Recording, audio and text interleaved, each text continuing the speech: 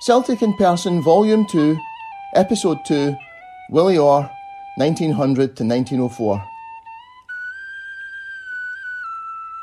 Celtic began the 20th century in buoyant mood, having won the Scottish Cup 2 years in succession, which, in that era, more than made up for Rangers having won 2 league titles in succession. In the summer of 1900, prolific forward Jack Bell had left for Merseyside, signing for New Brighton Tower en route to a return to Everton, from where Celtic had signed him 2 years before. He was replaced by Kilmarnock forward Robert Findlay, a player of whom much was expected. He was described in the Scottish Referee of the 17th of August 1900 as a strong, dashy, go-ahead forward. He had previously been capped by Scotland against Wales in 1898 and was being tipped for international recognition against England in the future. At this time, international caps were more a reward for a season's work than the best side available picked for every match. The players regarded as having impressed most over the season were selected for the England match, while those who didn't quite make the cut for that were compensated by being selected to play against Ireland or Wales. Findlay's Celtic career was unfortunately hampered by injuries, and he only played a season at the club before rejoining Kilmarnock in 1901. He emigrated to the USA around 1914, and his son William played for the USA national team at the 1924 and 1928 Olympic Games. Unlike in the previous 2 seasons, there was no big cross-border spending spree in the summer of 1900, with the club embarking instead on what would turn out to be a hugely successful youth policy, but one which would take a few years to come to fruition. The Scottish Referee reported on the 10th of August 1900, "Hitherto the club has, at an early part of the season, startled the football world by the introduction of several Anglo-Scots, but, so far, this season the attention of the committee has been devoted to home talent, and they have secured several promising youngsters." The most significant signing that summer was a 21-year-old centre-half from Denny Athletic called Willie Loney, who would go on to become one of the greatest players in Celtic's history. And big things were expected of 19-year-old Willie McCustra, a winger with electric pace who had made his first team debut in the Intercity League the previous season.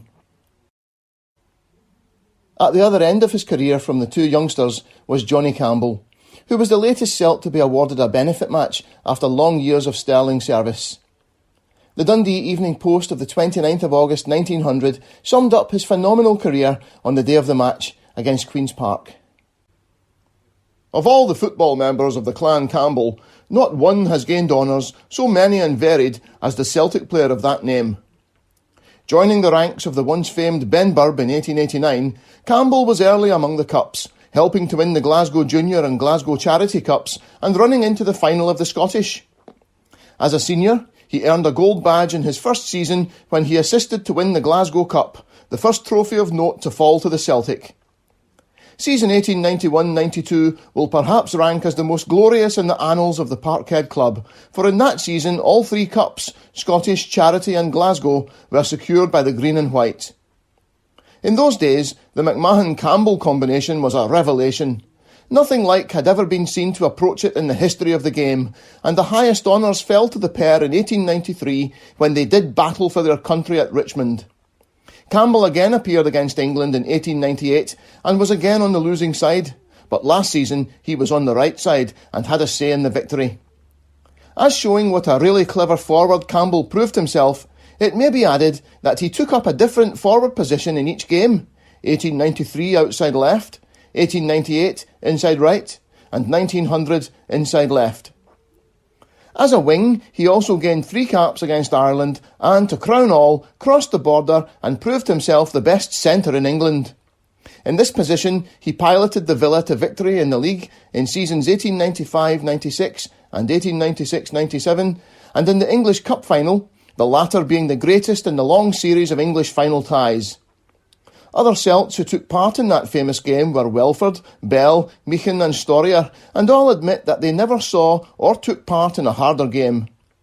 Thrice was Campbell a member of the champion Scottish League team, viz. In seasons 1892-93, 1893-94 and 1897-98, so that he possesses the wonderful record of 3 English caps, 3 Irish caps, 3 Scottish Cup gold badges, 3 Scottish League badges, 2 English League badges and the English Cup medal.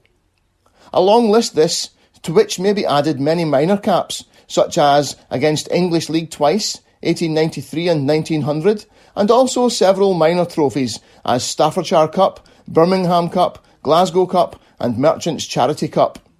Such is the player who takes his benefit tonight at Celtic Park.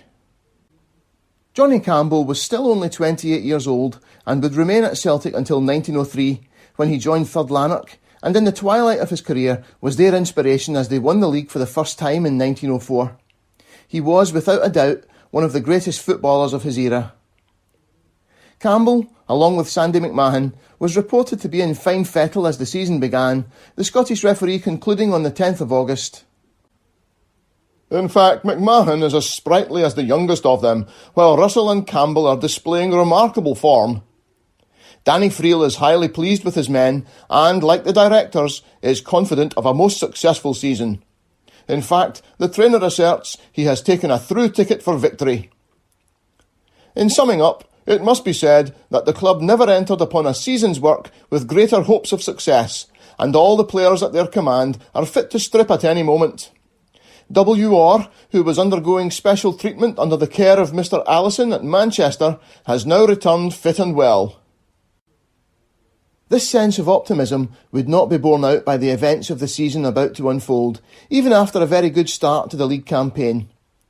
Celtic were unbeaten in the opening months of the season, and after the first league match against Rangers, a 2-1 win at Celtic Park on the 6th of October, with goals from John Divers and Johnny Campbell, they were 4 points ahead of Rangers, who had one game in hand. The match was played in a torrential downpour, which contributed to a smaller than usual attendance, and to some surprise, Celtic were by far the better team, with only poor finishing keeping the score down. The Glasgow Herald reported on the 8th of October 1900, "The Light Blues played far below their usual form, their greatest weakness being at half-back.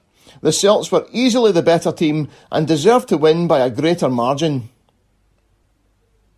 To read the Scottish referee of the 8th of October, you'd be forgiven for thinking their correspondent had been watching a different match, bemoaning, as the paper usually did following a defeat, Rangers' ill luck. Although it was not a great match, taking the phrase to represent a display of science and attractive ability, which, considering the weather and the state of the ground, would border on the ridiculous to expect, still a sufficiently close game, contributing many exciting moments, was purveyed. Football being at a discount, the game resolved itself into a contest in which luck played a prominent part, and analysing and summarising the match, it may be safely said that luck won the game and the points, and Celtic accordingly secure a lead over their rivals on the percentage of points on matches played. The paper then went on to forecast a gloomy outcome for Rangers in the league. "With this game, Celts have completed the first half of their league programme and stand easily favourites for the championship and the flag. Their heaviest engagement is that of the return match with Rangers at Ibrox, and even if they lose that match, it is impossible to get behind the fact that they are to be fancied to win ultimately. If Rangers conquer on that occasion, and if both win their other matches, the clubs would be level, but points in hand are a strong item for tipsters, and Celts, as men in possession, rank above the problematic equalising achievement of the Light Blues. Again, taking the teams as they stand, Celtic are the more likely to get through their programme unscathed, their build and solidity, emphasised at Easter Road in comparison with Rangers' defeat there, mark them as more able to maintain an even standard of ability, although Rangers are more to be fancied for bringing off a sensational triumph now and again. The month of October proved to be a fruitful one for Celtic, following up the victory against Rangers with wins over Queen's Park 2-0 and Kilmarnock 1-0. But then in November the wheels came off, with 2 defeats to Kilmarnock away and Hearts at home, and a 1-1 draw against Dundee at Dens Park. Partick Thistle were overwhelmed 6-2 at Meadowside on the 1st of December, and St Mirren beaten 3-0 at Celtic Park 2 weeks later. But then came another home defeat in the return fixture with Dundee on the 22nd of December to leave Celtic's lead at the top looking decidedly precarious. They were 2 points ahead of Rangers, but had played 3 games more. It was especially disappointing that Dundee had lost 5-1 at home to Rangers a couple of weeks before and were in a lowly 7th place with only 14 points from 16 matches. But they fully deserved their win on the day. The Dundee Evening Telegraph wrote on the 24th of December 1900, If ever the Greens were dead off, it was on Saturday. They could do nothing right, especially the halfbacks, who, with the possible exception of Orr, were fairly at sea. Boyd and McDermott simply made rings round Russell, while Loney was negotiated with comparative ease. Dundee were 2-0 up at half-time, and despite a Russell goal with 15 minutes remaining and a late onslaught, they held on to take the points. Few now were under any illusions that Celtic would remain top for much longer. The Scottish referee wrote on the 24th of December, "Dundee are due the thanks of Rangers for making the Ibrox team almost assured of the league championship. We say almost assured because Celtic are still a couple of points above the Light Blues, and it is within the range of possibility that these same points might even yet send the flag to Parkhead, although, at the same time, that is a thing which many people will consider improbable. Rangers, be it noted, are 25 points for 15 matches, so that they have practically a couple of games with either of which they might well secure the championship. Celts have yet a couple of games to play ere they complete their schedule, while the Rangers have no fewer than 5. Thus it will be seen that although the Ibrox people are comparatively 4 points better than their rivals, they are not yet out of the wood." With a 2-1 victory over Celtic at Ibrox on New Year's Day 1901, Rangers all but clinched the title, with Celtic having only one match left to play, which they won 4-3 away to St Mirren. No one could have guessed at the time, but the young outside left who made a scoring debut in Paisley that day would go on to attain a legendary status at the club that remains to this day: the 21-year-old Jimmy Quinn. In the Glasgow Cup, Celtic had yet again gone out to Rangers, again after a replay, the teams drawing 3-3 at Celtic Park on the 8th of September 1900, before Rangers won 4-3 at Ibrox on the 22nd of September. Just as that was followed almost immediately by Celtic's league win at Celtic Park, so the week after Rangers' win at Ibrox on New Year's Day, Celtic knocked them out of the Scottish Cup, a headed goal from Willie McCustra being enough to seal a 1-0 win, with Dan MacArthur having to go off after being kicked in the head as he clutched the ball on the ground with 15 minutes to go. The Edinburgh Evening News of the 14th of January 1901 wrote that it was really his own fault for taking the risk of holding on to the ball as he lay on the ground. What was a forward to do but try to kick it out of his grasp? Willie Donnelly took over from MacArthur in goal, but the next Scottish Cup match against Kilmarnock was postponed on the 2nd of February as the death of Queen Victoria proved a great inconvenience to football, the new king, Edward VII, having called for a day of mourning. The Scottish referee was greatly put out by the SFA's resolution in response to the king's call, which read, "That owing to the funeral of the late Queen, the Irish International be postponed, and further strongly recommend that no football be played on Saturday, and that no club be compelled by the association to play their cup tie on that day." This contrasted sharply with the Scottish Junior Association, whose resolution stated, "All clubs under the jurisdiction of the Scottish Junior Football Association are debarred from playing on Saturday 1st, 2nd of February. The FA and the Football League in England had similarly ruled out the possibility of any football being played on the 2nd of February. The Scottish referee thundered on the 1st of February, "These sympathetic resolutions, which emanate from the leading football associations of Great Britain, do these bodies great credit. In the case of that of the Scottish Association, grave exception may rightly be taken to its half-hearted and optional nature. We think it a great pity, in the light of the King's proclamation for a day of mourning in every part of the kingdom by all his loving subjects, that this National Association's resolution should run counter to His Majesty's desires, and should also, we believe, be opposed to the spirit of reverence that will rule all loyal Britons tomorrow. Nothing less than the absolute prohibition of football and sport of all kinds fits in with this forever memorable and most mournful day in our nation's history.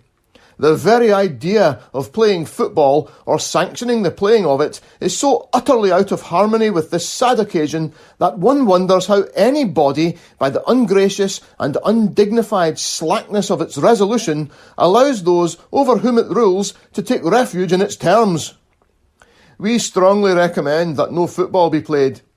No club can be compelled to play a cup tie. This latter clause is specially objectionable because of the legitimate and plain inference to be drawn from it that if two clubs mutually agree to play a cup tie tomorrow, the association, which should have said nay, must, in keeping with the implied liberty it has given in its sickly resolution, say yea. We cannot do better in criticising adversely the national and senior association's action than show up in contrast that of the national junior body. When the tie was eventually played on the 9th of February, Celtic thrashed Kilmarnock 6-0, but found goals harder to come by in the next two rounds, 1-0 wins over Dundee and St Mirren, taking them through to the final against Hearts on the 6th of April 1901. Despite Celtic's inconsistency costing them the league again, they had proven they could be more than a match for Rangers on any given day, and a win in the Scottish Cup Final would have seen 1901 judged as a very successful season. Celtic were certainly favourites going into the match and were confident of lifting the cup for the third time in succession to emulate the achievements of Queen's Park and Vale of Leven in the 1870s. Celtic lined up MacArthur, Davidson, Battles, Russell, Loney, Orr, McCustra, Divers, Campbell, McMahon, Quinn. The referee for the match, played at Ibrox, was Mr Jackson, Rangers. The weather had been consistently wet for weeks, and the day of the final was no different, a heavy downpour around lunchtime, leaving the pitch heavy and sodden.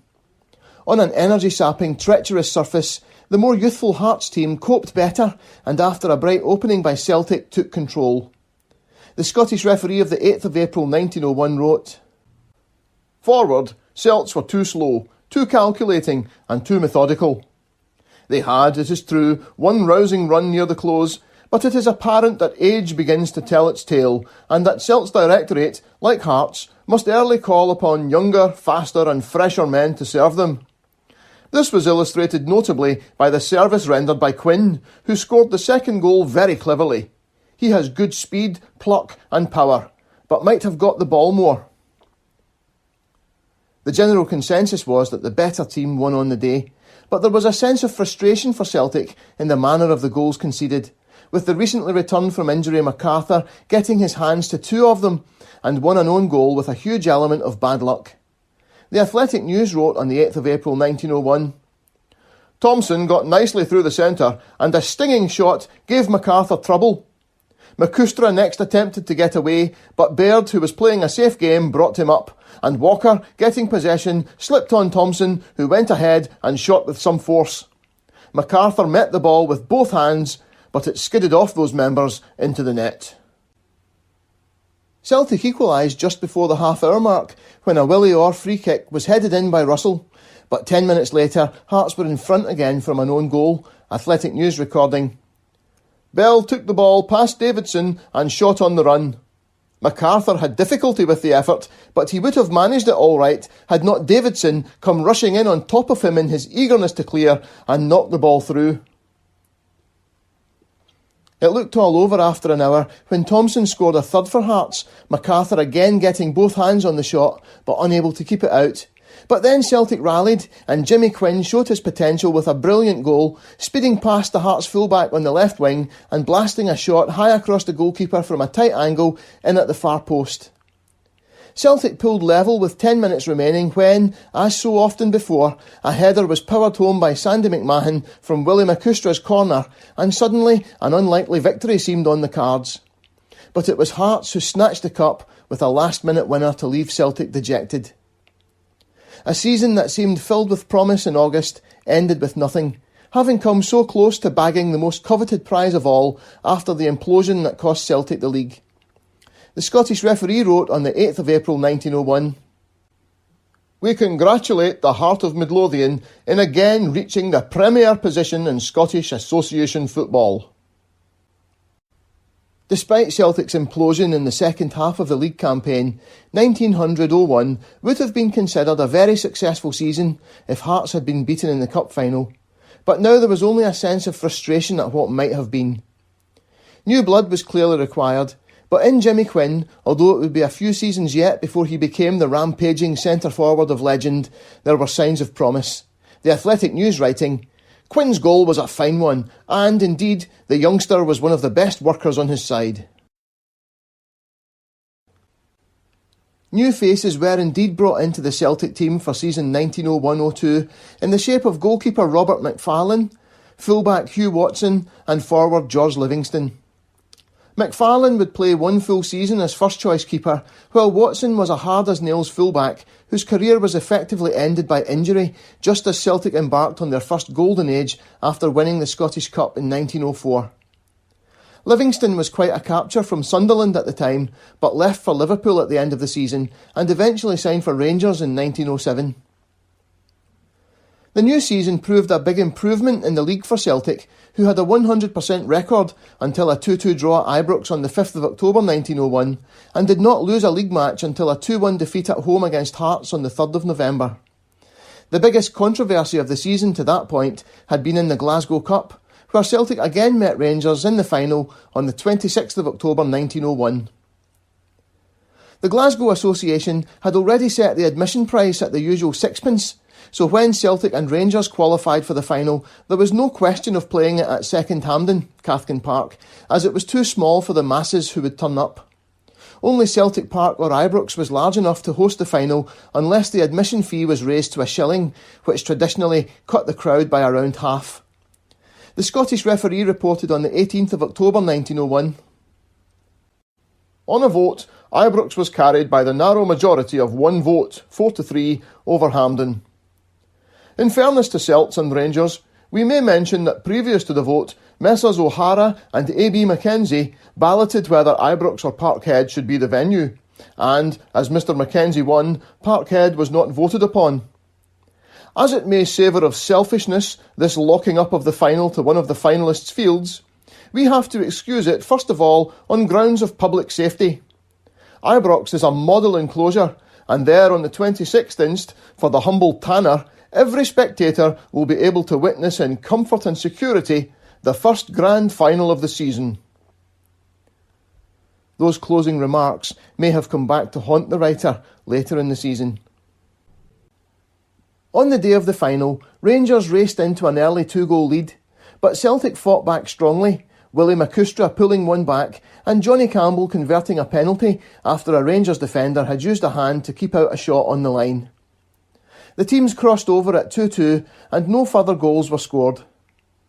Celtic finished with 10 men, young halfback Jimmy Moyer seriously injuring his knee, which required trips to a specialist in Manchester, and he was never the same player afterwards, having shown great promise since returning from a loan spell with Blackburn Rovers.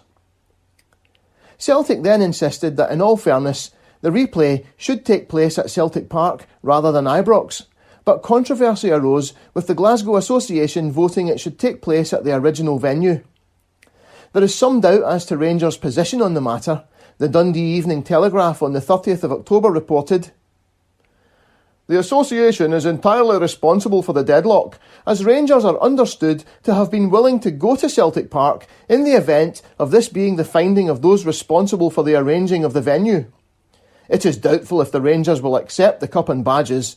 Certainly, it would be in the interests of the game were an amicable settlement arrived at and the trophy won on merit. It shows clearly that the Celts place principle before finance. By refusing to go to Ibrox for the second time, they practically sacrifice £400. However, 2 days before, the Dundee Evening Post of the 28th of October 1901 stated, "Rangers are anxious for the game to be replayed at Ibrox, while Celtic are equally determined for the game being played at Parkhead. The Glasgow Association will, therefore, have to take the matter in hand." On the 29th of October, the Edinburgh Evening News wrote, "The Celtic urged that the game should be replayed on their ground, Parkhead, but the Rangers argued that the ground for the final must be Ibrox, drawn games not affecting the original choice. The Glasgow Football Association last night by a majority upheld the contention of the Rangers, and the Celtic announced that they scratched to their opponents. The Celtic are quite correct in their contention that a ground, although once fixed for a final tie, may be altered in the event of a draw. This has been repeatedly done." The Scottish referee gave a detailed explanation in their edition of the 1st of November 1901, which possibly reconciles the conflicting reports on Rangers' stance. "After the match, and in the Rangers pavilion, Celts officials claimed to have the game replayed at Parkhead, but to this the Rangers demurred. The claim of Celts was based on an understanding as to the balloting for the ground by their representatives involving, in the event of a draw, the replay at Parkhead. They also based their claims on the ground of fairness and sportsmanship to have the replay on their field. Rangers demurred to concede the claim of their opponents because, whilst admitting their representative balloted for the ground and won, there was no other agreement or understanding entered into whatever. They further claimed that the association fixed the final for Ibrox, it should be played there, that the draw not being a final issue of their meeting, it should be played until such an issue was effected. They were, however, willing to abide by the association's decision upon the matter as being the final arbiter between the disputants. As the clubs could not agree, a special meeting of the association was called for last Monday evening. After the representatives of the Celts and Rangers had been heard, the question of precedence arose as guiding the association's decision in the past. From past minutes, it was found that in two previous committees, when a similar question was raised, their decisions were that when the final had been fixed for a certain ground, it had not been altered. Acting upon these precedents, and upon its own decision, the present committee by a majority vote of 4-3 upheld its previous decision by a similar majority vote and ordered the tie to be replayed at Ibrox. On this decision being announced, the Celtic representative tabled a letter formally scratching and withdrawing from the competition. Rangers now offered to replay the tie on neutral ground, providing the association decides upon and commands the clubs to do so. These are the plain, unvarnished facts of the dispute, and our readers can form their own opinion of them. The situation seems clear. It was all very well Rangers saying they'd play wherever the association decided the replay should be held, but the only reason the association had a decision to make was that they refused to play it at Celtic Park. If they were willing to play it at Celtic Park, they only had to say so. The Dundee Telegraph's forecast that it was doubtful if Rangers would accept the cup and badges proved to be wrong, Rangers being presented with the cup at Ibrox on the 2nd of November. The Scottish referee reported on the 4th of November 1901, "Ex-Presidents Park, Crichton and Harrison were all at Ibrox on Saturday. Mr. Park was treasurer of the Glasgow Association for some years, but he did not go to Ibrox to see the Glasgow Cup presented. President Henderson of the Rangers was the recipient of a very bold and pointed postcard which bore the simple legend, 'Keep the Cup.'" The Glasgow Cup affair left a nasty taste in the mouth for Celtic people and may go some way to explaining the club's actions in the aftermath of the British League Cup final later that season. It certainly explains the ill-tempered clash at Celtic Park on the 1st of January 1902, which cost Celtic the league title. Going into the match, Celtic were 4 points ahead of Rangers on 26 points, although Rangers had 2 games in hand. If Celtic won this match, they'd be champions. If Rangers won, they would be able to overtake Celtic with wins in their remaining matches. What followed was one of the most controversial matches between the teams yet, and left a fuming Celtic protesting to the SFA about the performance of the referee, Mr. Nisbet. The Edinburgh Evening News of the 2nd of January caught the mood nicely. "From the very outset, it was evident that the strong feeling which existed was to be introduced into the game, and the players, who tried all of those objectionable tricks in order to obstruct and foul each other. The players got to grips, and it looked as if Livingston, the Celtic forward, and Drummond, the Rangers back, would come to blows, but beyond holding, there was no major offence. At that time, the referee, Mr. Nisbet, Cowdenbeath, stopped the game and called the 22 players together and lectured them for a couple of minutes." Celtic opened the scoring, but exactly how they did so is unclear, the Glasgow Herald describing it as a header from Sandy McMahon, while the Edinburgh Evening News records Celtic were awarded 2 penalties, missing the first, and Barney Battles scoring from the second. In the same edition, the paper also quotes the referee as saying it was an own goal by Drummond rather than McMahon. In any case, at that point Celtic were on top, until a free kick was awarded on the flank against Battles, and the ball was flighted in by Smith, the ball landing in front of McFarlane and bouncing into the net. At that time, goals could not be scored direct from a free kick, and Celtic protested vehemently that the ball had not touched anyone on the way in and it should not stand, but the referee was not to be swayed. In the melee, the sleeve of his jacket was torn as incensed Celtic players grabbed a hold of him and he tried to pull free. The teams crossed over at 1-1.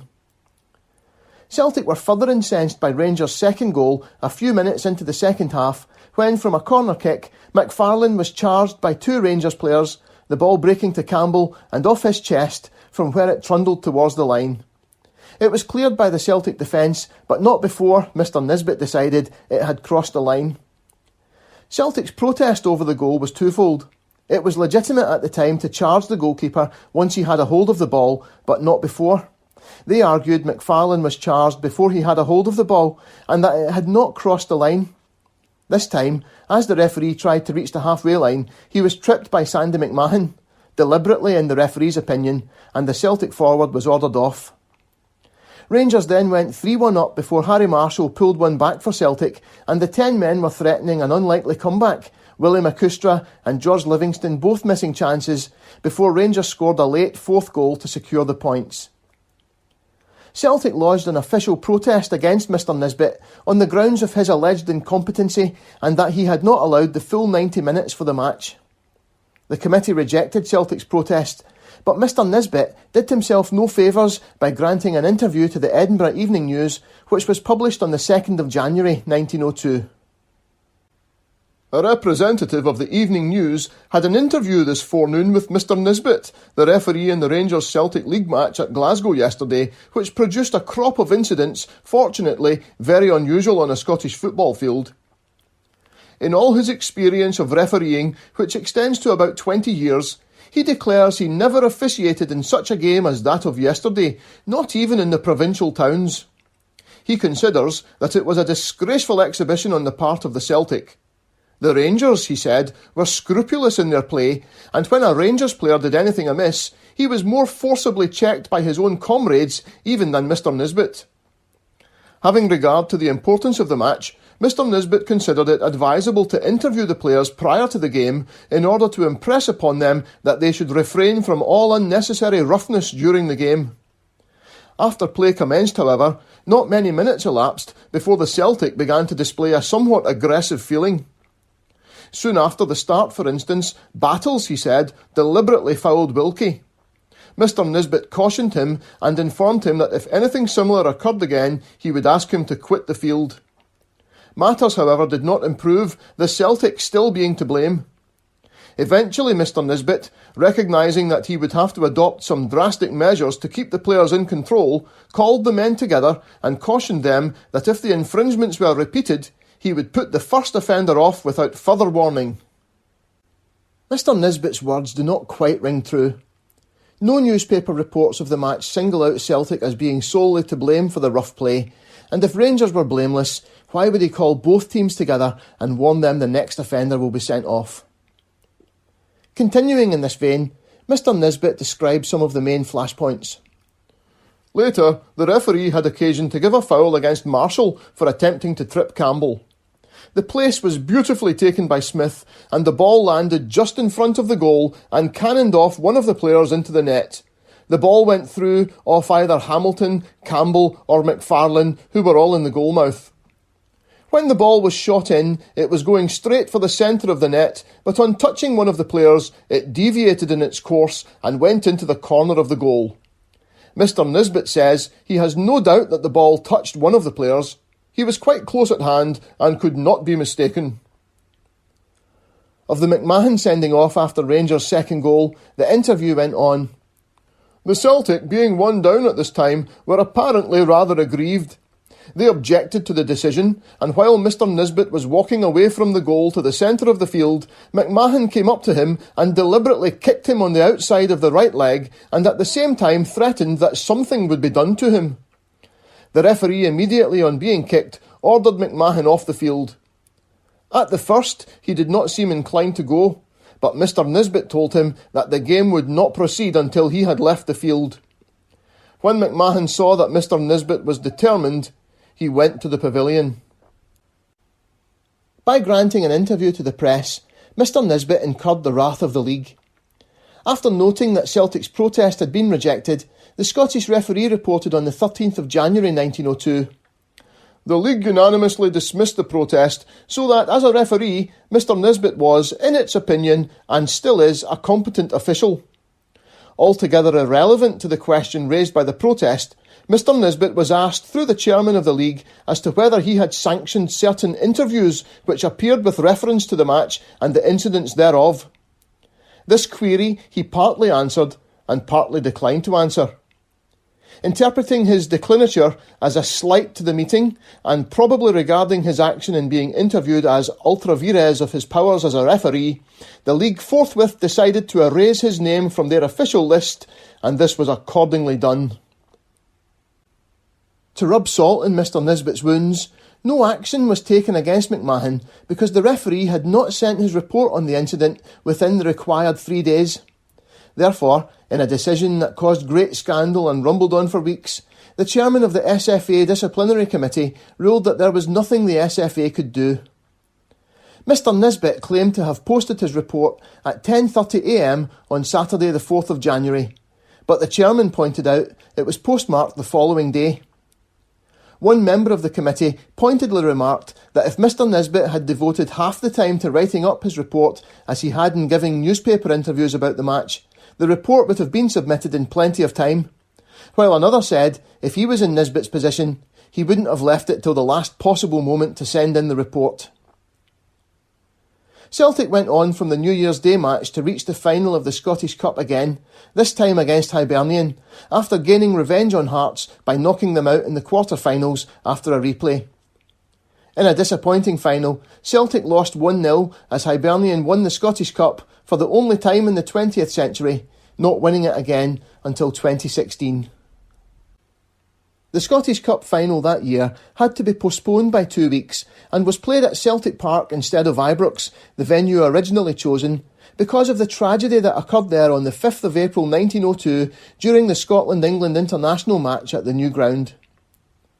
Celtic Park had hosted the international since 1894, but the new Ibrox had been built by Rangers specifically to bid for the international, and this was the first time since it had been built that it had been more than half full. The tragedy occurred in the West Tribune stand, a huge bank of terracing constructed on a steel framework with horizontal beams interlocked with wooden decking for fans to stand on. The capacity of the stand had been set at 35,913, but the architect, Archibald Leach, had previously expressed concerns over that capacity, and there had already been reports of significant swaying in the structure. The attendance was estimated at around 68,000, with around half of them in the West Tribune stand. About 30 minutes into the match, the floor at the back of the structure collapsed, sending hundreds of spectators falling up to 40 feet to the ground below. 2 fans were certified dead at the scene, but altogether there were 25 deaths and about 500 injured. An investigation found that 17 joints had given way, causing a hole 20 yards long to open up in the stand. No charges were ever brought against Rangers or the SFA over the incident, but the timber merchant who supplied the wood was charged with culpable homicide, accused of cutting corners by supplying yellow pine rather than higher quality red pine. At his trial, prominent civil engineers spoke in his defence, saying the wood used had made no difference, and that the fault lay in the design of the stand. One of them, Sir Benjamin Baker, stated that the stand's design made it safe for a load of £25 per square foot, but estimated that on the day of the match it had experienced loads of up to £75 per square foot. Following the disaster, steel and wood terracing was rapidly phased out, replaced by earth embankments and reinforced concrete. A nation in shock began fundraising to help the injured and the families of the victims, and one of the efforts was a tournament involving Scottish League champions Rangers, runners-up Celtic, English League champions Sunderland and runners-up Everton, which was quickly dubbed the British League Cup. Rangers put up the handsome trophy they had won in September 1901 for the Glasgow International Exhibition Cup, a tournament held at a specially built site near the university grounds at Kelvinside as part of the Glasgow International Trade Fair of 1901. They had beaten Celtic 3-1 in the final. Celtic faced off against Sunderland at Celtic Park on the 30th of April 1902, thrashing the English champions 5-1, with goals from McMahon, Marshall, Campbell and McDermott. The following day, Rangers drew 1-1 with Everton at Goodison Park and defeated them 3-2 in a replay at Celtic Park on the 3rd of May to set up a final match against Celtic at Cathkin Park on the 17th of June 1902. On a fine summer evening, another new face appeared for Celtic who would play a huge role in the golden age to come. The presence of David Hamilton, an outside left of blistering pace and trickery who had made a scoring debut against Hearts in a charity cup tie earlier in the month, allowed Jimmy Quinn to make his first appearance at centre forward after having been tried out at inside left over the past few games. Quinn scored both goals as Celtic took an early lead, but Rangers had dragged themselves level by half-time. The second half remained scoreless and extra time was played of 10 minutes each way, and it was Jimmy Quinn who scored seconds from the end to win the British League Cup and the prize of the Glasgow Exhibition Trophy. Many reports of the match, particularly in the English papers, record the match as a draw requiring a replay. Presumably, some correspondents left at the end of 90 minutes, unaware that extra time was to be played. The Edinburgh Evening News wrote on the 20th of June 1902, "Sympathy goes out to the Ibrox club in losing their trophy, but they have their reward in the fact that by its income they have benefited the disaster fund to the extent of nearly £1,000. What the Celtic may do with the trophy is not yet decided, but it is surmised that they will present it to the league as a challenge trophy. It is a beautiful piece of plate." The Scottish referee wrote the same day, "The victory, for many reasons, was very acceptable to Celts, and now it cannot be said that their cupboard is cupless. The ex-cup is, of course, their own property, and they are entitled to retain it in perpetuity. We do not, however, think that much good will accrue to the club by locking up the trophy. Seeing the cup was won by them in a charity competition, it might be a good idea for the Celtic Directorate to hand it over for a competition on similar lines." Celtic did not put the trophy up for grabs again, and it became a source of contention between Celtic and Rangers for decades. The Ibrox club claimed the trophy had been put up for the competition on the understanding that it would be returned to them by whichever team won the tournament. Possibly, this was similar to Celtic's understanding that the Glasgow Cup Final earlier that season would be replayed at Celtic Park if the first game was drawn. You may recall a postcard was received by Rangers on the day the Glasgow Cup was presented to them after Celtic withdrew, reading simply, "Keep the cup." Now, Celtic intended to keep this one. Tom Campbell and Pat Woods write in Dreams and Songs to Sing, A New History of Celtic. Thus Celtic took the Glasgow Exhibition Trophy to Parkhead, apparently to the surprise and chagrin of Rangers, who for some reason had expected it to be returned to Ibrox at the conclusion of the tournament. Several times in the next few years, up to the outbreak of the First World War in 1914, Rangers approached Celtic for its return or suggested that the trophy should be put up again for competition. Each time, Celtic declined. A Football Weekly writer who visited Celtic Park in 1936 to interview Willie discovered why. He found out that the splendid cup, won 34 years earlier, was locked inside a huge safe in the office. The reporter was startled by the vehemence of Maley's response to his question as to why Celtic did not put the trophy up for competition. No, the cup is ours. We won it outright. We regard it as a treasured possession and, unless some very special occasion arises, we do not intend to risk losing it. Victory in the British League Cup engendered a real sense of optimism at Celtic for the new season. The old days of big summer spending on established players were gone, and the youth policy was bringing through some very promising players, not least Quinn and Hamilton. Time, though, was catching up on the greats, McMahon and Campbell, and while they were still able to make significant contributions, replacements would have to be found sooner rather than later. The Scottish referee wrote in a preview of the season on the 10th of August 1902, "In previous years, we have been accustomed to announce important captures from some English club or other, but this season there are none. And here we think the Directorate have given further proof of their wisdom.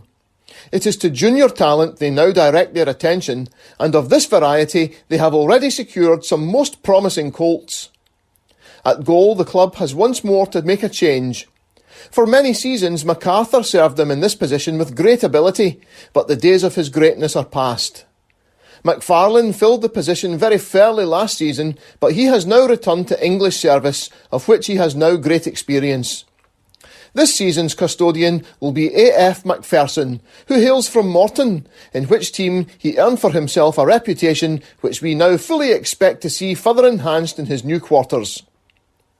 In this position, the Celts may be considered fairly strong.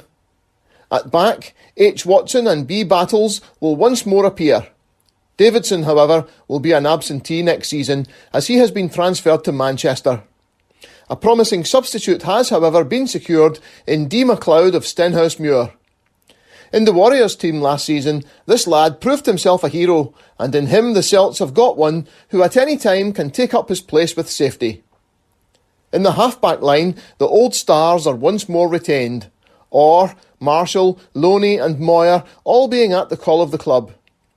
It is pleasing to hear that the last named, who was unfortunately injured at the beginning of last season, is now his old self again, and his brilliant career, spoiled last year, will be once more resumed.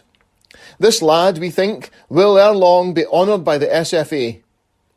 In the forward division, the executive have secured quite a plethora of talent. All the old heroes will again be available, including Campbell, McMahon, McDermott, Quinn. Hodge, however, will be an absentee. The following are the recruits: McMenemy, Glencairn; Hamilton, Cambuslang Hibs; McCafferty, Glencairn; Walls and Curran, Hamilton Academicals; T. Strang, Coatbridge, and J. Irving, Kilmarnock Crosshouse. These are promising players, and all retain the confidence of the committee as being able to take their places without weakening the regular strength of the team. Taken all over, the prospects of the club are of the brightest, and we anticipate a most successful season. Yet again it would prove to be a false dawn for Celtic, who finished a dismal 5th in the league, winning only 8 and drawing 10 of 22 matches in a top division which was newly expanded to 12 teams. Despite beating Rangers 7-2 in the first round of the Ibrox Disaster Benefit Fund tournament with another Jimmy Quinn hat-trick and 2 apiece from Johnny Campbell and David Hamilton, Celtic never really got going that season, as several promising youngsters were introduced to the side but struggled initially to make an impact. On the 25th of October 1902, the Glasgow Cup Final was lost to Third Lanark at a wet and windy Ibrox, with Willie Orr, one of the few on-form players that season, absent after missing his train that morning. The Edinburgh Evening News wrote on the 27th of October, Third thoroughly merited their victory as they played the winning game from the start. Long, quick passing on a treacherous ground, and this cleverly executed, told most effectively, as the Celtic could not keep up the pace set them right on to the close. The latter were unlucky in being compelled to make a change in the last minute previous to the start, or failing to reach the ground in time, and Marshall being called on. Thus, Loney, the centre-half, was forced to play on the left. Such a change had an upsetting influence, and Third undoubtedly profited by it. Again, Campbell being placed on the wing to make way for Quinn in the centre contributed to their defeat, and this remodelling of the forward division was not appreciated by the players. As can be seen from this report, Jimmy Quinn's best position had not as yet been settled on, partly because, even at the age of 30, Johnny Campbell was still going as strong as ever. The Athletic News of the 27th of October wrote, Minus Campbell, the Celtic team would be as helpless as a ship without a rudder. Possessing incomparable resource and wisdom, he has again and again this season, as if by magical power, turned apparent defeat into victory. As a goal-taker, he has no equal in Scotland, if indeed anywhere, at the present time. It's a shame no one told Willie Maley. The defeat to Third Lanark was a bitter disappointment. It had been some time since Celtic had captured any of the major domestic prizes, and they had been firm favourites for the Glasgow Cup against opposition they had already beaten home and away in the league. Names like MacLeod, Loney, McMenemy, Quinn, Summers and Hamilton were beginning to appear on the team sheet, some more frequently than others, but there was no settled line-up or forward combination, and points were frittered away as the ideal formula was sought. As they stuttered to a fifth-place finish in the league, 11 points behind champions Hibernian, the season effectively ended with a 3-0 defeat at home to Rangers in the third round of the Scottish Cup on the 28th of February 1903. This was just about Celtic's lowest point since incorporation in 1897, and a sad end to the Celtic careers of Johnny Campbell and Sandy McMahon, neither of whom played for the club again after this disappointing defeat. But the season ended on a brighter note in the Glasgow Charity Cup, which had been expanded the previous year to increase more money for the Ibrox Disaster Fund, to include Hearts and Hibernian, and this year included St Mirren. In the semi-final, league champions Hibernian were thrashed 5-0 after a replay, 4 goals being scored by Jimmy Quinn from outside left, and 1 from inside left Jimmy McMenemy. At centre-forward that day was Alec Bennett, and at centre-half, new signing Sonny Jim Young. The Charity Cup was won with a 5-2 win over St Mirren at Celtic Park on the 23rd of May 1903, the line-up being McPherson, Watson, Battles, Moyer, Young, Orr, Loney, Summers, Bennett, McMenemy, Quinn. The Scottish referee made some prescient observations in its report on the 25th of May 1903. On Saturday's form, the Parkhead team proved worthy winners for another term of the handsome Charity Cup. All over they were the better team, and with judicious coaching should prove an undoubted all-round powerful 11 when August comes round again. With the advent of Bennett, Rutherglen Glencairn, McMenemy, a former clubmate, has at last shown glimpses of his true form, and it will take a very strong candidate to oust the unassuming inside left next season. In Young, the Parkhead officials have hit a veritable rough diamond. The Paisley forwards were practically never allowed to settle, so tenacious and robust was the play of the fair-haired Ayrshire laddie.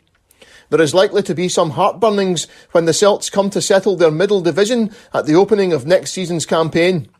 On the form shown so far, Young looks to be a certainty. Bennett brilliant. When the young Glencairn centre-forward was first spoken of for the senior ranks, it was given with every appearance of reliability that he would figure at New Hampden Park next season. But the Celtic officials, ever alive to a good thing, soon secured the budding junior, and a happy hit they have made. If only for his accurate and heady shooting, Bennett is worth his place in any team, and one makes bold to say the famous St Mirren halfbacks have not had a more difficult pivot to tackle this season than he proved on Saturday. His 3 goals were regular beauties, none of them flukes, but all the result of mature judgment and delicate placing. Should Bennett avoid accidents, he has a big future before him and is likely to prove as big a success in the senior world as he did in the junior. It is whispered that the Rangers had the first offer of him, but considered his lack of stature a handicap. The Celts have no misgivings on that score. It had been a long few, frequently pain-filled seasons, but the transitional period of the opening years of the 20th century was almost over. From the intense disappointment of the Scottish Cup exit to Rangers in February, Willie Maley's new, young and exciting Celtic side was beginning to take on a recognisable shape. Johnny Campbell was allowed to join Third Lanark in August, and while many thought his best days were behind him, he was to prove everyone wrong again in the new season. Sandy McMahon joined Partick Thistle in October as his glorious career wound down to retirement.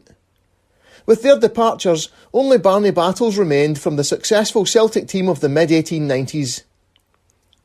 The new team wasn't complete yet. The best positions of several players, notably Jimmy Quinn, had yet to be decided upon.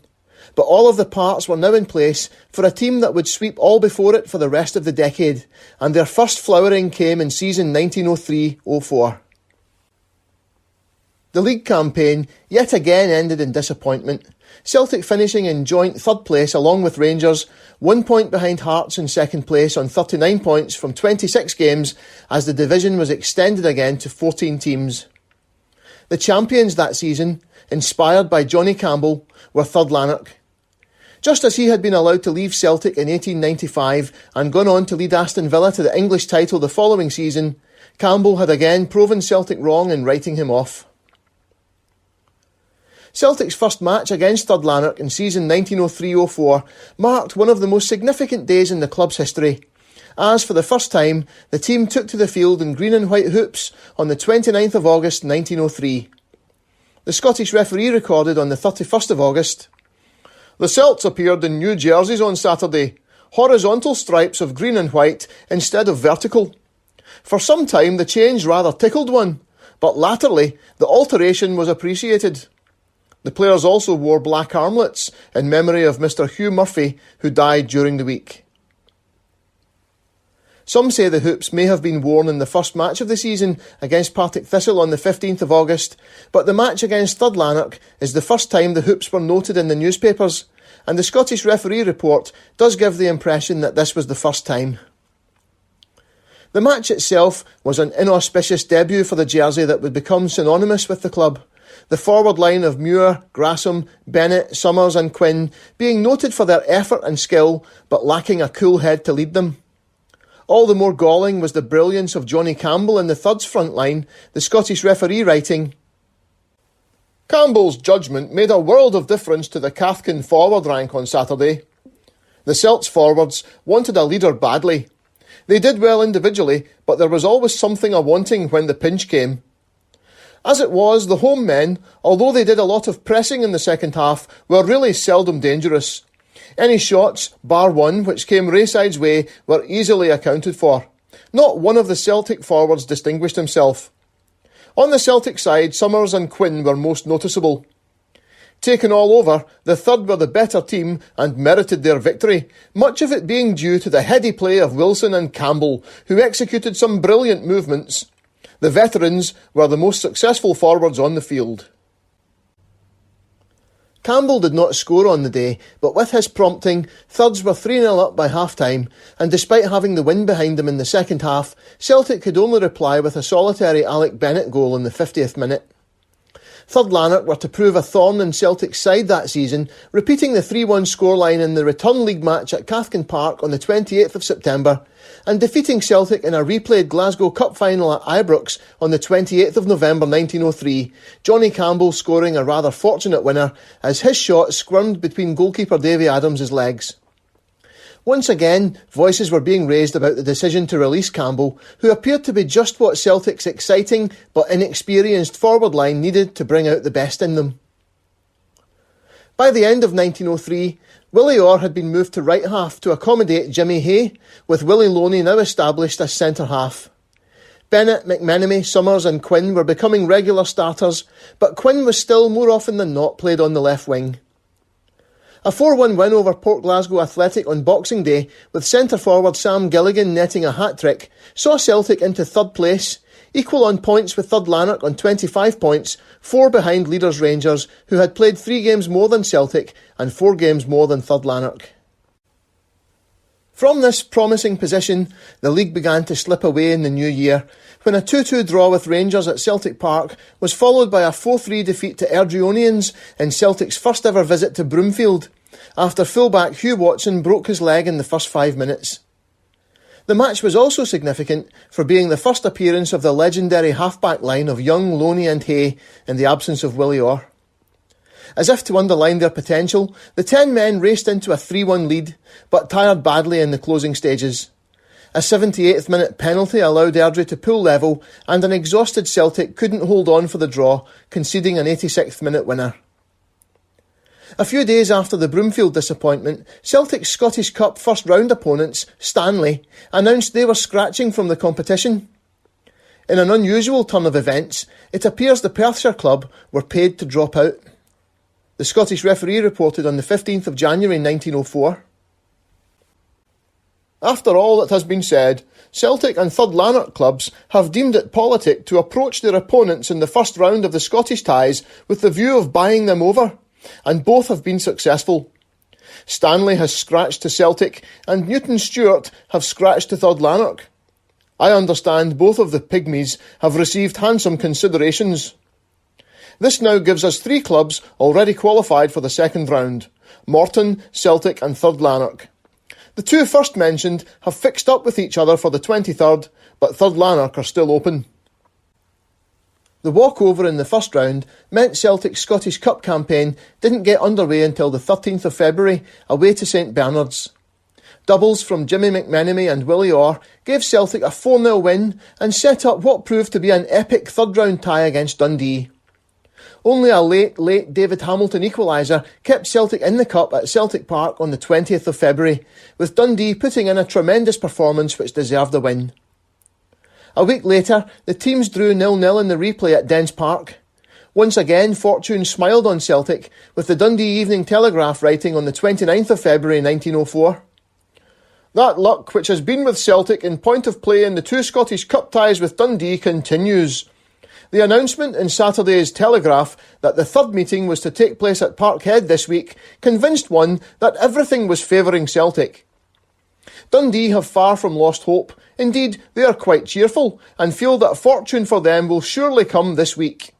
They have in the last two Saturdays fairly outclassed Celtic, yet superiority has not been shown in goals.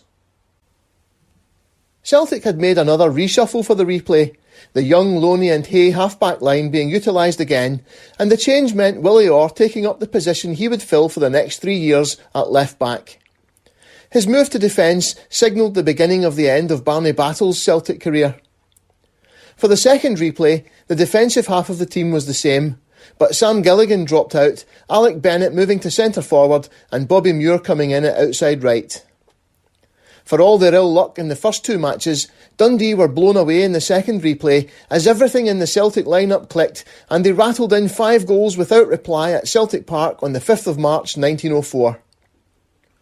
After expressing their disappointment at the unexpectedly one-sided nature of the match, which Dundee put down to their players being too stiff-limbed after being confined to their railway carriage for 4 hours when the train broke down on the way to Glasgow, the Scottish referee of the 7th of March enthused about the slickness and speed of Celtic's display. Picked out for special praise was Willie a far more cultured player than would normally be fielded at fullback, whose move to the position must have had an impact similar to the emergence of attacking fullbacks like Tommy Gemmell and Terry Cooper 60 years later. The Celts forwards were in spread-eagle form, and with a pair of unsteady backs before him, the goalkeeper had little chance to shine. Compared with them, McLeod and Orr came off with flying colours, especially Orr, who was the outstanding back on the field in every department of play. For judgment, tackling and kicking, Orr's exhibition was a feature of the game. The weakest line on the home side was the half-backs, but that is only by comparison to the super-excellence of the others. The Celtic forward line were irresistible, the paper continuing, Bennett played one of his finest games. The ground suited him to a nicety, and he sped along with the ball at his foot at a great rate. He kept the inside men always well supplied, and they in their turn saw that the wingers did not lack work. Muir and McMenemy, as a wing, were first prominent, but later Quinn and Hamilton came to the front, and the outside man's deadly squaring gave the openings for several of the best goals of the game. McMenemy got 2 goals in the second half, points not so brilliant in themselves as demonstrating headiness in accepting the chances which came his way. Hamilton's squaring was so deadly that although personally he was the only forward who did not score, his contribution towards the total is to be very seriously considered. Quinn's goal will stand out as one of the finest goals of the Parkhead season. The dismantling of Dundee at last sent Celtic into the semi-final, where that season's nemesis and new league champions Third Lanark awaited. Despite Third Lanark's 3 wins and 1 draw in their 4 meetings that season, the Scottish referee the day before the match rated Celtic as very slight favourites. Rangers have already qualified for the Scottish final, due to be played at Hampden Park on the 16th of April, and all going well and no draw occurring, tomorrow's game at Parkhead should bring out their opponents in that great event. Of the exchanges between Celtic and Third Lanark this season already, the latter have had the best, and even allowing for the fact that the Warriors have fallen off a bit, there are those who pin their faith on them being able to again assert their superiority over the Celts tomorrow. I am, however, not one of those. There is no doubt it will be a very hard game, and the issue doubtful, but I feel confident if the ground is suitable for the clever Celtic forwards, the league champions will have greater trouble in winning than they have had in any of the previous games. If I were asked for a tip, I would certainly say Celtic, but no pinch. The match was as close as predicted, with third Lanark taking a 10th minute lead and having the best of the match up till half-time with the wind at their backs, Celtic missing a golden chance to equalise when Willie Orr's penalty kick was saved by the Thirds keeper Rayside. Rain began to fall heavily shortly before half-time and continued for the rest of the match, and, surprisingly, the lighter Celtic forwards coped better with the deteriorating ground conditions in the second half, Bobby Muir equalising before Jimmy Quinn grabbed the winner 10 minutes from time to set up a monumental final against Rangers. The day before the final saw what might well be the first ever mention of the Old Firm in relation to Celtic and Rangers, a phrase that defined the relationship between the clubs for well over a century to come, and one that some are still desperate to prolong long after Celtic supporters have distanced themselves from it and the original Rangers died. On the front page of the Scottish Referee on the 15th of April 1904, a cartoon was printed of a rather gloomy-looking, shabbily dressed old man wearing a sandwich board bearing the line, "Patronise the Old Firm." The caption underneath read, "Rangers Celtic Limited." A suspicion was long established that cup matches between the teams were frequently deliberately drawn to ensure a second and sometimes third bumper gate. While the clubs were seen as being on opposite sides of the Catholic-Protestant divide, and there had been sectarian undertones to their rivalry, the Old Firm label was indicative of the altogether symbiotic relationship that had developed between them, and their matches were a well-established money spinner. Relations between the clubs and their supporters were still generally good, and it would not be until the 1920s that their rivalry took on an openly and viciously sectarian edge. Along with the excitement generated by the final itself, there was also an added sense of significance by the match being hosted for the first time at what would become its permanent home, the New Hampden Park. With admission to the terracing being kept at the usual sixpence, a huge crowd was expected, and the Scottish referee was at pains to point out that its solid earth construction meant there was no possibility of a repeat of the 1902 Ibrox disaster, writing, "And now we come to the first final of New Hampden, the greatest of all the three, and as a field unique as to construction and appointments in Britain, if not the world. Its slopes are all artificial, for the arena was formed out of natural low-lying ground, around which the magnificent solid earth terracing was raised tier upon tier, until now it has reached a height on which with safety and comfort, and with a clearer view of the entire play, 85 to 100,000 people may take their stand. Palatial, colossal, gargantuan, pyramidal are some of the adjectives suitable to apply to the Queen's third and perpetual home, for they have bought it outright, and now they can sit under their own vine and fig tree, as it were, and none dare shift them or say them nay." The final directly followed the league and full internationals against England on consecutive weeks, and the Scottish referee forecast a close match, especially with Rangers likely to be missing the injured R.C. Hamilton, who was injured in the League International. "Rangers have suffered through the clash of fixtures, for Hamilton was injured at Manchester and has been hors de combat since. His absence at Parkhead, most of all, gave that match to England, and his absence tomorrow might mean the cup for the Celts. It is said he has recovered all right, and if so, his playing, as well as his moral influence on the Rangers team, cannot be undervalued. Fraser too is laid aside by injuries, and veteran warhorse Drummond once more figures in the final.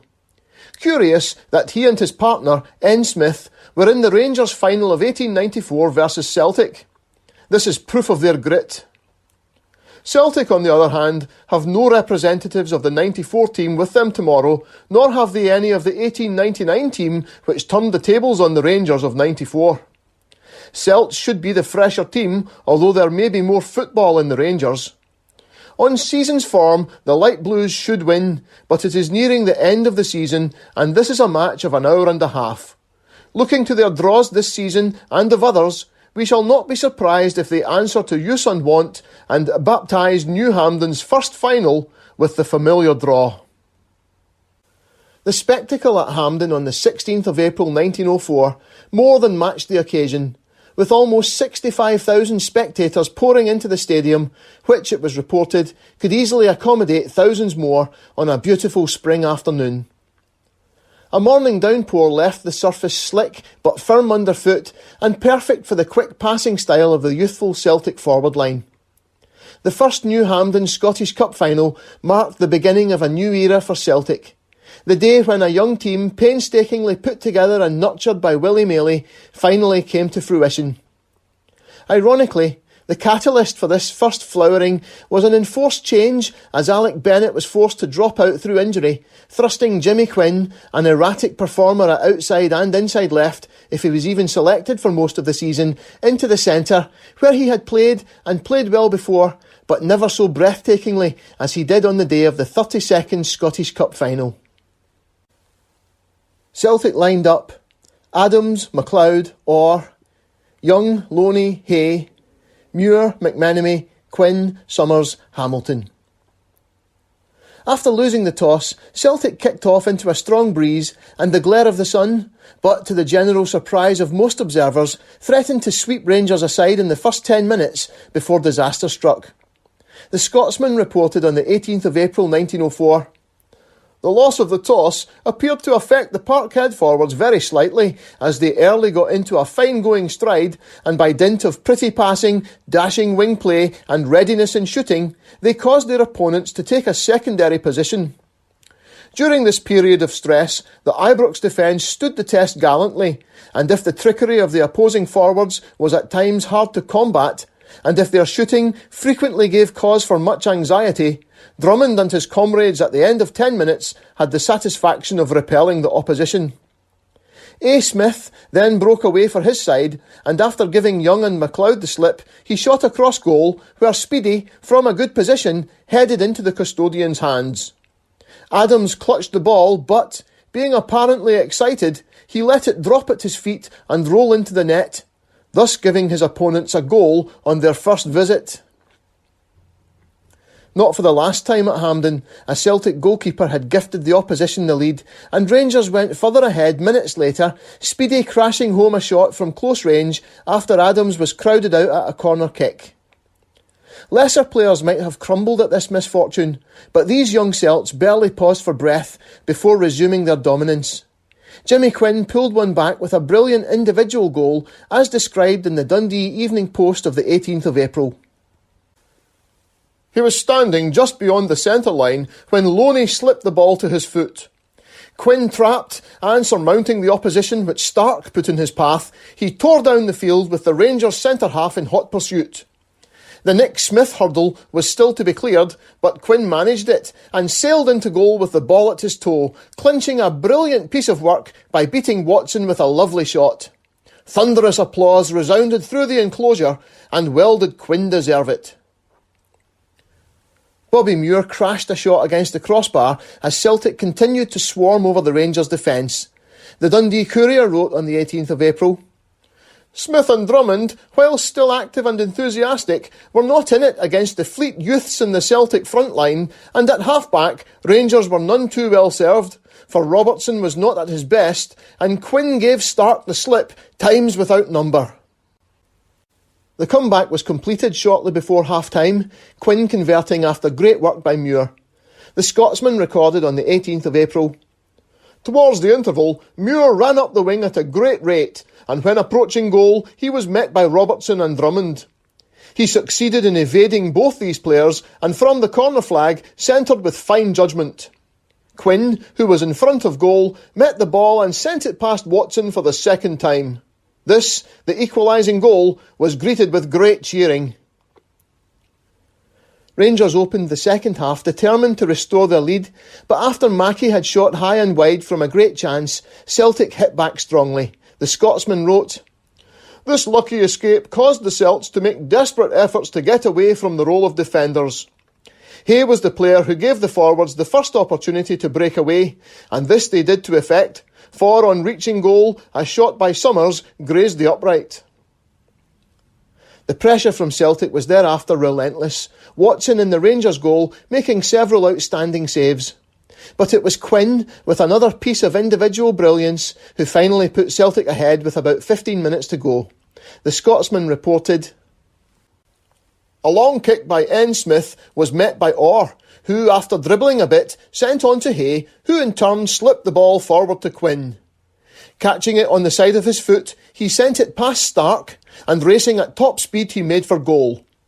There was keen excitement as he sped on, with the Rangers' backs running close on him and endeavouring to charge him off.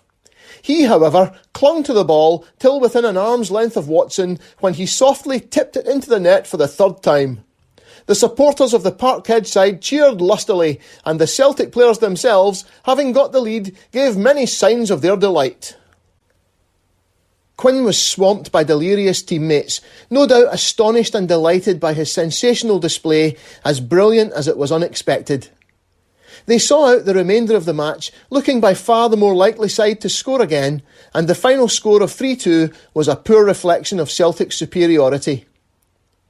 In much the same way as Henrik Larsson's run and deft chip over Stefan Klos at Celtic Park 96 years later, Quinn's winner signalled the beginning of a new era in Scottish football. The old order, in the shape of the stolid Rangers veterans, was being superseded by the new. The Scottish referee wrote on the 18th of April 1904, "Comparing the two teams, Celts were the younger, fresher, fitter and abler lot, and their style was more catching. The forwards kept the ball moving widely and freely, and they bolted after it with a fearlessness, elasticity and freedom that fairly upset the Rangers' defence. If ever youth versus age was served, it was on Saturday in this final. That Rangers veterans lag superfluous on the stage was borne home with telling force, not only upon these players, but on their employers." Unlike Celtic's 1899 triumph over Rangers, won by an expensively assembled team of established stars, the 1904 Scottish Cup Final was a beginning rather than an end.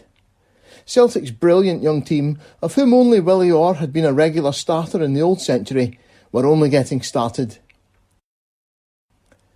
Next time we'll cover the final years of Willie Orr's career, bowing out at the top as Celtic hit new heights of trophy-winning glory.